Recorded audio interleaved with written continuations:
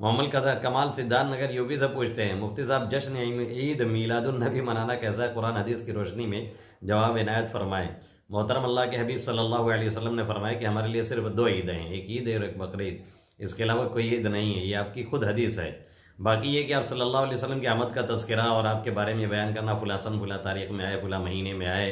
اور آپ کا پیغام کیا ہے، صرف یہی تذکرہ نہ ہو کہ آپ آئے تو آنے میں کیا مقصد کیا ہے، بعثت کا مقصد کیا ہے، آپ صلی اللہ علیہ وسلم کا پیغام کیا ہے، دنیا میں تشریف کس لیے لائے تھے، مکہ میں آپ نے کیا کیا کیا اور مدنی زندگی میں آپ نے کیا کیا کیا، یہ سب بتانے کی ضرورت ہے۔ مشکل یہ ہے کہ صرف جشن منایا جاتا ہے اور اس جشن میں کیا ہوتا ہے ہم سے زیادہ آپ جانتے ہیں، اس لیے جشن میلاد النبی تو کسی طرح سے درست نہیں۔ ہاں، ولادت نبی صلی اللہ علیہ وسلم کا بیان اور اس کے بعد اس کے بارے میں بتانا اور آپ کے پیغام کو عام کرنا بالکل درست ہے، اس میں کوئی حرج نہیں۔ جشن درست نہیں، جشن کیسے ہوتا ہے آپ نے دیکھا ہے، ڈی جے ہے، نعت پہ میوزک ہے اور تھرکنا ہے اور ڈانس ہے، نعوذ باللہ من ذالک، جس کو مٹانے اور ختم کرنے کے لیے آقا مدنی صلی اللہ علیہ وسلم تشریف لائے تھے، انہیں اسی ذات کی تعلیم کے نام، اسی ذات کی ولادت کے نام پہ یہ تمام خرافات کی جاتی ہیں۔ آقا کو کتنا دکھ ہوتا ہوگا، اس سے آپ خود سمجھ سکتے ہیں۔